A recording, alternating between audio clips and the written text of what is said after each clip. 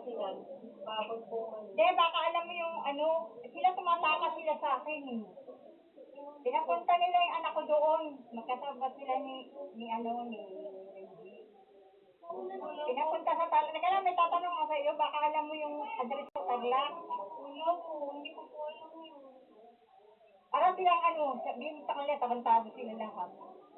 Nahanapan lang nila ako ng pera eh. Dinamay pa yung anak ko eh. Wala ba kayong konsensya yung ginagawa ko na yun? Ay, mga buddy, magandang gabi. At yan, si Mrs. Kain tayo. Yan si Ate Angel. At ito mga buddy yung ano, naalala nyo to. Nung kumain ako sa mamahaling restaurant, yung 5-star bulaluhan. So mga buddy, yung in-order kong bulalo, inuwi ko yan mga buddy. O, napang-ulam pa namin kasi, ano to eh, pwede pa naman yan eh. Hindi naman masisira kasi kung masebo. Nilagay ko yan sa plastic mga buddy. Tapos yan, o. Di, inulam ulit namin. Nilagyan ko lang ng Ricardo, panibawang Ricardo. So, may ulam na ulit. Nakabawi. So, yung mga buddy, may iba lang tayo. Dito na si Ate Angel. Kasi kung maalala nyo, nung nakaraan sa biyahe ako, nag-chat si Ate Angel ng gabi ba yun? Nag-chat ka? Na pumunta daw dito si Nanay Gina.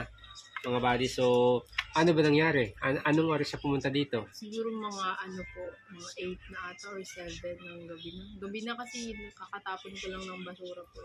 O ano sabi niya? Gabi na siya pumunta? Gabi na po. Kasi kasama niya? Siya lang isa ata. Ano sabi? Naka-mask din siya, naka-mask.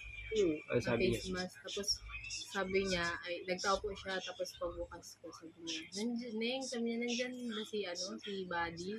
Sabi ko, ay, wala po kasi siyang po, bumiyahe. Bumiyahe po. Umalis po sila kanina, ay, kahapon, pag nasinan po. Tapos, kala ko mag-alis na kasi okay na. Oh. Sabi niya, Ning, ay, hindi, saglit lang, baka alam mo to. Sabi niya, ano ba yung address nila sa baka alam mo kung ano yung address nila dun sa Tarlac. Kasi si Buddy, tsaka si Regine, nagsasabuatan sila eh. Sabi niya, tinatago yata yung anak ko yun.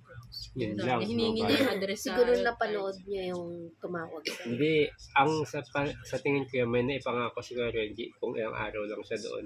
Di ba, maalala mo nung nakaraan, nasabi ko nung umuwi kami ni Jan na 3 days lang, napunta siya dito na nagwala, na ibabarangay tayo. Diba? Pero tinawagan ko nasa biyahe na kami kumakain pabalik. Basta may pangako kasing date. Yun talagang hintayin niya. O, hindi naman siya nagwala. Galit siya. Tapos sabi niya pa, sinasabi ko sa kanya, ay hindi ko po kasi po talaga alam yan. Ganyan sabi ko sa kanya na hindi ko alam yung address.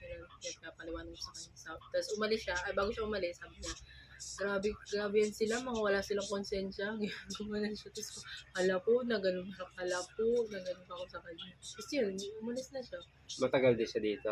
Yun siya sa... Pero hindi naman siya nagsigaw-sigaw dyan sa Hindi naman, labas. pero sakto lang yung lakas niya. Kasi nga, ako lang yung nandito sa amin.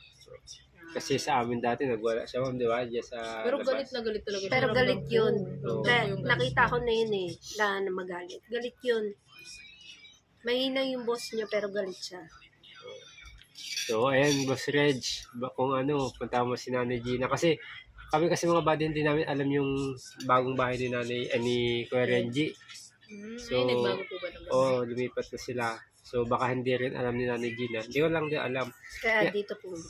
Kaya dito pumunta kasi alam niya dito. Pero, ang usapan kasi dati, sasabay sa akin. Di ba, may sakay ako. Hindi ko naman siya naisabay. At yun, at saka yun mga buddy, una pa lang, binalaan ko na rin si Renji about yan. Kaya, ayoko maging, ako yung maging dahilan para mapunta siya doon. Shout out kay Ma'am Amor, pasensya na po. Pero, yun nga. Tsaka, walang pagkakataon kasi na may sabay ko siya kasi kung may mga sakay din ako.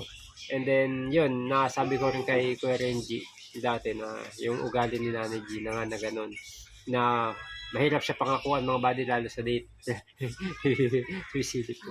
Kaya sa amin dati mga buddy, 3 days dati, talagang nagwala siya, ibababarangay daw. Alam naman natin mga buddy si Nanay Gina, may capacity pa rin siyang gumawa ng ganong bagay. Di ko lang alam kung nakakausap ni Jan. Kuya Jan, kung nakapanood mo to, and tawagan mo si mama mo kung kanino ka nakakontak sa kanila. Kasi sa akin kasi mga buddy mula nung hindi na nag-aral si Kuya Jan, kasi yun yung sinabi ko sa kanya. Basta pag hindi ka na nag-aral, wala nang rason para pumunta ka dito kasi nga, ang tanging may tutulong ko sa'yo ay yung pag-aaral mo. Yung pag-aaral niya. So, yun, hindi na siya nagtuloy ng pag-aaral. Eh, anong rason mga buddy? Wala namang trabaho sa akin. Wala din namang yung may bibigay ko. Di ba? Minsan, meron, minsan wala. So, Melon. yun. Yeah. Sabi niya, melon. Kaya yun mga buddy. Kaya, kasi tayong may tutulong talaga namin sa kanya. Dapat yung tapusin niya yung pag-aaral niya. Sabi ko, pumasok siya, meron siyang 100 everyday. Tapos, pagpapasok siya, pwede siyang kumain dito. Pag uwi, pwede siyang kumain. So, yun lang. Eh, hindi niya, parang Siguro, napanood niya rin yung nawalan siya ng gana kasi sa pag-aaral mga buddy. Hindi ko lang alam. nangamusta si John. Siguro yung tumawag siguro dyan nung nakaraan. Kaya Tumawag. akala niya, siguro din. Ako Kasabwat ka. Oo. Hindi, alam talaga ni Nanay Gina na dapat sasabay sa akin si Nanay Gina. Kasi nga pumunta sila sa parking nun before eh. Pinapaalam nga sa akin ni Kuya Reggie kasi sakaling hindi pwede si Kuya Reggie, sasabay nga sa akin kung uuwi at Pangasinan kasi ako pa uwi ako mga buddy. And then, hindi ko nga naisabay. Nagmotor sila. Kasama ni Kuya Reggie. Nagmotor sila papuntang Tarlac. Motor lang. Oo, hinatid si Kuya dyan. Kaya yun. Tsaka alam ni Nanay Gina yun kasi before na umalis sila, binigyan pa si Nanay Gina ng abasto eh. Binigyan ng mga pagkain, mga groceries ata yung mga bad nakita ko sa vlog. Kaya alam ni Nanay Gina. Kaya ang inaano ko lang, baka may naipangako si Kuya Reggie na date kung kailan babalik siya dyan. At hanggang ngayon, wala pa. So, sa akin talaga hanapin yung mga body kasi hindi ko alam kung alam ni Nanay Gina din yung bagong Paano bahay nila. nakapagpadala kay Nanay Gina si John? Kasi si Kuya Reggie daw kumuha, tapos binigay ni Kuya Reggie kay Nanay Gina. Sabi? Di ba yung tumawag? Hindi, alam naman ni Kuya Reggie kung saan sila Nanay Gina. Si Nanay Gina ang hindi niya alam kung saan sila Kuya Reggie. Yun, so, Kaya pala dito siya pumunta. oo. Eh, ako yung alam niya yung bahay, kaya dito siya pumunta. Kaya, ayun, Boss Reg, makikisuyo na lang. Pero, maganda siguro pag nakita pa rin si Nanay Gina, paliwanagan din. Mga anong oras yun? Punta dito, tingnan ko sa Sa CCTV. CCTV may kita. Para mga 7:30 yun yung nakita ko. Naka-record ba? Nakita mo na? Hindi pa. Pero Pero mga, nag-chat ako sa'yo nun po. Kakaalis na lang nun. Mga ano lang yung bandang unahan. Bandang unahan. So, yun mga buddy. 7:30 yung tinignan ko yung chat niya. Gabi siya pumunta. So, yun mga buddy. In-update ko lang din kayo at yan. Dito na rin ako sa bahay. Baka next week biyahe ulit tayo. So, Pero yun. yung chinek ko yung camera nung umaga, biglang may nakasilip, kaso tulog pa to si Angel. Ay, ibig sabihin baka bumalik Nakamas. siya.